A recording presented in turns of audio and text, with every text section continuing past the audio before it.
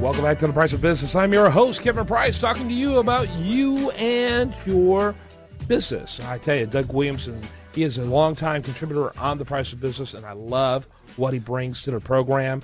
He is a great author, a great American, a small business owner. You know, he epitomizes all the things that this country was founded on. And love his book, Thoughts of an American Taxpayer, which you can learn more about at thepatriotsview.com. That's thepatriotsview.com. And Doug, good to talk to you, sir. How are you? Hey, good to hear from you, Ken. How are you? Good. Real quickly, kind of give us the elevator speech of the inspiration, the idea behind Thoughts of an American Taxpayer, which, again, thepatriotsview.com has a plethora of information about it.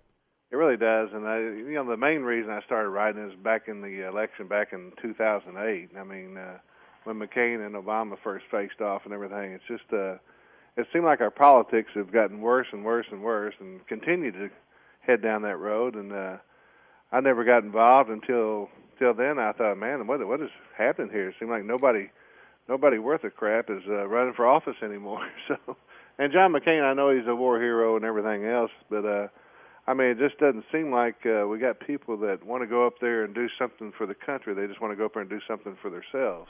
Right. A lot of ambition and not a lot of civil service. You know, and you know, the problem with John McCain and most Republicans is that they're nothing more than diet versions of the Democrats. They're not. Exactly. They're not, you know, strong believers in liberty. They just are trying to come up with milder forms of socialism. Right. Exactly.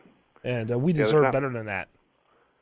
It seemed like George Soros has infiltrated both parties, you know. So yeah, absolutely, no question about it. There. We know Donald Trump has gotten, you know, loans of $160 million or something like that from George Soros for his condominium development, and you know, how do you have any kind of relationship? And what's more intimate to someone like Donald Trump than a business and financial relationship? You know, with someone like George Soros, it's mind-boggling. Exactly. Yeah.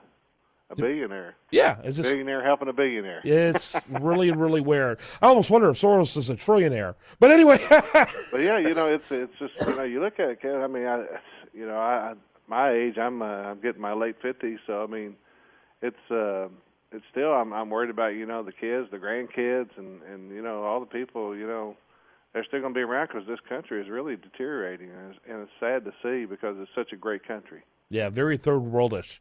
Yeah. America's becoming very third worldish. So talk me about what you've been seeing, you know, what you've been checking out, and the stories that have caught your interest and should be of concern to taxpayers out there. Well, you know, a lot of the politicians talk, you know, throw out the rhetoric about getting rid of the IRS, which is something that needs to be done. It will affect my livelihood and it'll decrease my income, you know, and I understand that, but it's more about the country and everything. And they're all going about it the wrong way. I mean, they keep thinking that they're going to come up with some other name for the IRS and come up with a different department. That, you know, they may lower the tax, but I mean, we got a great system in place right now with the sales tax. Yes. And your tax base just catches everybody that way. There, you know, it doesn't. It's not racist or anything like that. It's not discriminatory. It catches everybody. Right.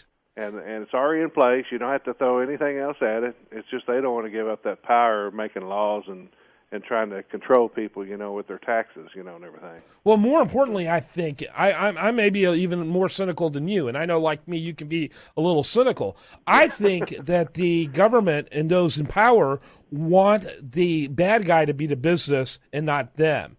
And if you have sales tax and it becomes very clear on your receipt how much you're paying for that, and you're no longer doing the smoke and mirrors of buying stuff from your store and paying their income taxes and higher prices, when that's all gone, you're going to have a lot of angry voters. And that's that, you know, that smoke and mirrors all of a sudden is gone. Yeah, they don't have any cover then, do they? No. And so right now they've passed, you know, I have said for years, businesses don't pay taxes. Businesses are tax collectors. It's just a fixed cost of doing business. And the government loves that fixed cost because they can hide it from you. Well, exactly. And And then they just keep making up. I mean, how many laws do we have out there now that take care of the Ten Commandments? I mean, yeah, right. Try to destroy it and everything else. Right, that's exactly right. And so, to me, it's a very interesting smoke and mirrors is what they're trying to do, and they're trying to protect their hide is what they're trying to do. Think about this, Kevin. If a business was $20 trillion in debt, they'd be gone. They would have been gone a long time ago. But they'd be gone. But the government continues to borrow money from the Federal Reserve and everything. Yeah. And raising taxes left and right, just more and more. And then when you got more people in the wheelbarrow than pushing the wheelbarrow, then it's getting a little bit overbearing. Yeah, it is absolutely. And now the vast majority of the pushers of the wheelbarrow, barrow at an $18 trillion debt aren't even born yet. Exactly. You're exactly right. They're not even on this earth yet. To me, it just kind of, our founding fathers warned about democracy, that democracy would lead to mob rule, it would lead to the oppression of the minority. Well, there's no weaker minority than those who haven't even been born yet. They have no voting rights. They have no power whatsoever. And so the mob today, the adults today, the voting power today is passing on this massive taking away of freedom and the adding of debt to those who can't even vote. Talk about the horrors of mob rule. Oh, you're exactly right. I mean, they're going to come out of the womb having massive debt on their balance sheet before they even take a step. Yeah, no question about it. So, it looks like, I hate to say it, but it looks like there's a high likelihood still that Trump doesn't get enough of delegates in order to pull it off. But I tell you, I don't see how Republicans win if they do something in a brokered convention. I mean, it's looking pretty ugly. That's no good. I mean, the people, around the country have spoken. I mean, you and I think both agree that I like Cruz. I think maybe you like Cruz or Kasich. I don't know, but I like Cruz. Oh, no, I don't like Kasich. Okay, good. No, Cruz is the best of the Kasich, so. Yeah, Cruz is the best of those that are available. I'm probably more of a Rand Paul guy, be honest with you, but Cruz is the best of who's left. When I first saw Donald come out, I thought, man, it'd just be a good combination, have the businessman and a great politician and somebody who knows the Constitution. If they would have hooked up instead of started slinging mud at each other, but that didn't work out. I mean, it's a shame that team didn't start 4 months ago saying, hey, we're going to go ahead and announce our ticket. Here's our ticket.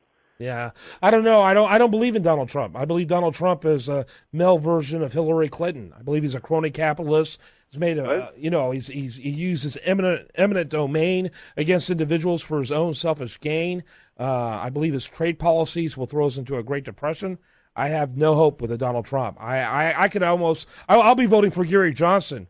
Yeah. I'll be voting for Gary Johnson if Donald Trump ends up winning the nomination. Well, hopefully, this Article 5 continues to grow, and it is growing out there. I heard, I think someone, Levin or somebody, interviewed some people the other day from that Mark Meckler or Mike Meckler or whatever is running this Convention of the States deal. But that's what it's going to have to get to, because that federal government's got to be shut down. Yep, I agree with that, and I have been very slow on that. I've had problems with that because I was afraid it would lead to another Constitution Convention. But we run purely on lawlessness now, so I actually think that's our only hope. ThePatriotsView.com, that's how you learn more about our guest, the author Doug Williamson, the book, Thoughts of an American Taxpayer, which I consider must reading. Thanks so much, Doug. Hey, thank you, Kevin. Have a great day. You bet. When we come back, more for you. I do want to remind you, you're listening to The Price of Business.